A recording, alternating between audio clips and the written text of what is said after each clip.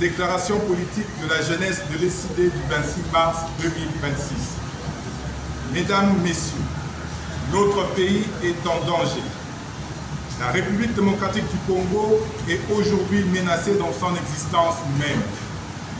Depuis plus de 3 ans, 182 localités, dont la cité de Bunagana, la localité de Saké, ainsi que les villes de Goma et de Bukavu, sont sous occupation rwandaise par l'entremise du M23 et de l'AFC.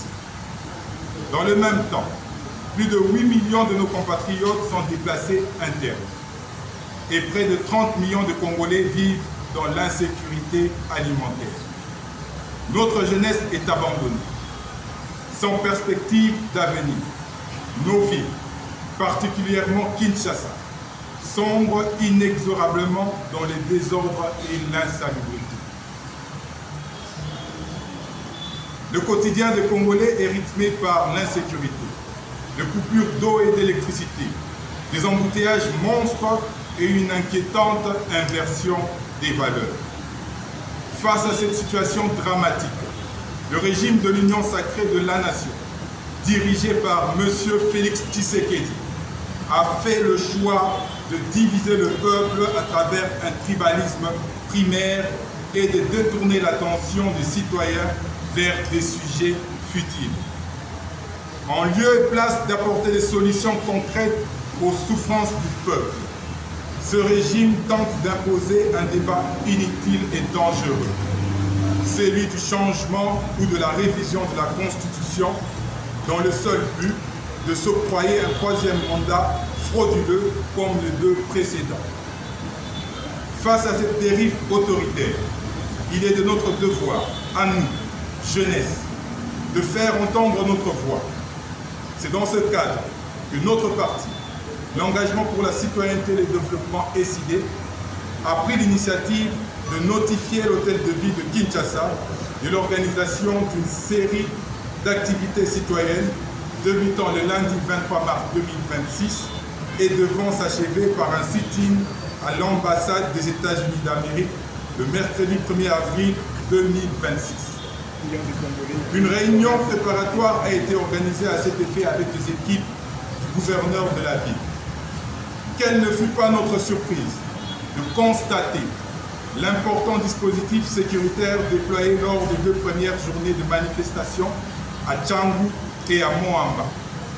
Ce dispositif, composé d'éléments de la police, d'agents de renseignement et de milices réclamant de la force du progrès, n'avait pas pour objectif d'encadrer nos activités, mais bien de les réprimer et de faire taire toute voix discordante.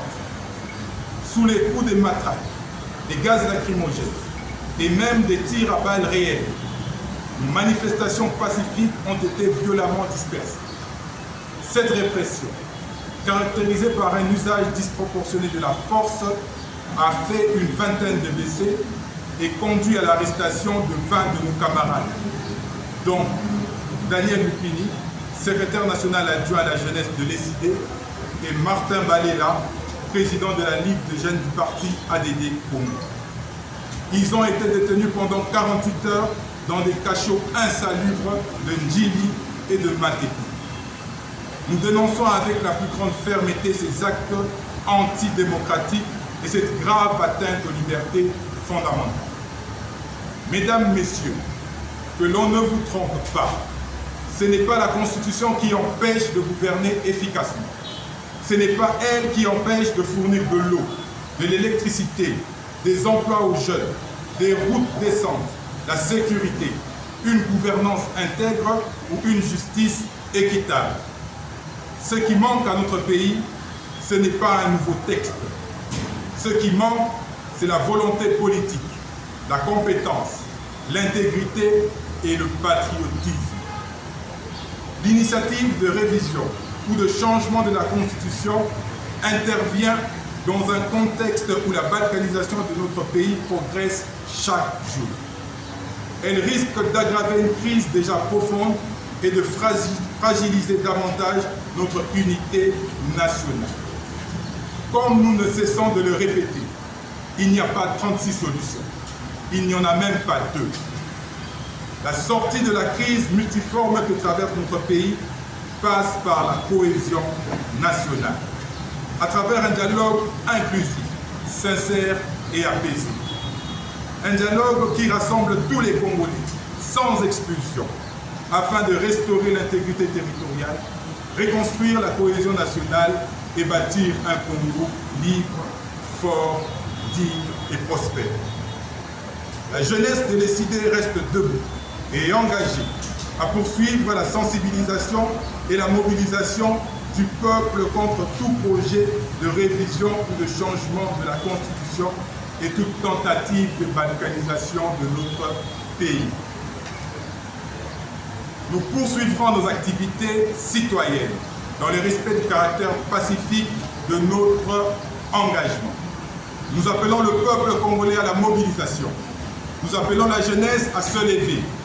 Nous appelons tous les patriotes à défendre la Constitution, l'intégrité territoriale et l'unité de notre nation. Que vive la jeunesse congolaise, que vive le Congo uni et indivisible. Jeunesse Téléma. Appel SID pour la dignité du peuple congolais. Appel SID pour un Congo fort et prospère. Appel c'est possible, c'est possible, c'est possible.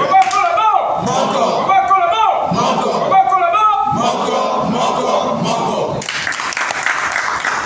Merci. Bajogo. Déployé lors des 2 premières journées de manifestation à Tchangou et à Moamba. Ce dispositif, composé d'éléments de la police, d'agents de renseignement et de milices se réclamant de la force du progrès, n'avait pas pour objectif d'encadrer nos activités, mais bien de les réprimer et de faire taire toute voix discordante. Sous les coups de matraques, des gaz lacrymogènes et même des tirs à balles réelles, nos manifestations pacifiques ont été violemment dispersées. Cette répression, caractérisée par un usage disproportionné de la force, a fait une vingtaine de blessés et conduit à l'arrestation de 20 de nos camarades, dont Daniel Lupini, secrétaire national adjoint à la jeunesse de l'ESID, et Martin Balela, président de la Ligue des jeunes du parti ADD Congo. Ils ont été détenus pendant 48 heures dans des cachots insalubres de Ndjili et de Matete. Nous dénonçons avec la plus grande fermeté ces actes antidémocratiques et cette grave atteinte aux libertés fondamentales. Mesdames, Messieurs, que l'on ne vous trompe pas, ce n'est pas la Constitution qui empêche de gouverner efficacement. Ce n'est pas elle qui empêche de fournir de l'eau, de l'électricité, des emplois aux jeunes, des routes décentes, la sécurité, une gouvernance intègre ou une justice équitable. Ce qui manque à notre pays, ce n'est pas un nouveau texte.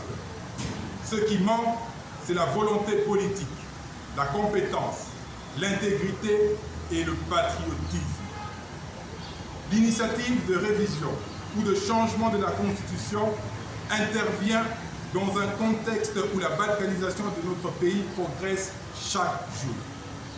Elle risque d'aggraver une crise déjà profonde et de fragiliser davantage notre unité nationale. Comme nous ne cessons de le répéter, il n'y a pas 36 solutions. Il n'y en a même pas 2. La sortie de la crise multiforme que traverse notre pays passe par la cohésion nationale, à travers un dialogue inclusif, sincère et apaisé. Un dialogue qui rassemble tous les Congolais, sans expulsion, afin de restaurer l'intégrité territoriale, reconstruire la cohésion nationale et bâtir un Congo libre, fort, digne et prospère. La jeunesse décidée reste debout et engagée à poursuivre la sensibilisation et la mobilisation du peuple contre tout projet de révision ou de changement de la Constitution et toute tentative de balkanisation de notre pays. nous poursuivrons nos activités citoyennes dans le respect du caractère pacifique de notre engagement. Nous appelons le peuple congolais à la mobilisation. Nous appelons la jeunesse à se lever. Nous appelons tous les patriotes à défendre la Constitution, l'intégrité territoriale et l'unité de notre nation. Que vive la jeunesse congolaise. Que vive le Congo uni et indivisible. Jeunesse Téléma. Avec SID. Pour la dignité du peuple congolais. Avec SID. Pour un Congo fort et prospère. Avec elle. C'est possible, c'est possible, c'est possible. Comment collabore? Encore. Comment collabore? Encore. Comment collabore? Encore, encore, encore. Merci. Bajogo. Changer Tilombo, c'est la constitution. Congo, changer Tilombo, c'est la constitution. C'est la constitution. C'est la constitution. Changer Tilombo, c'est la constitution.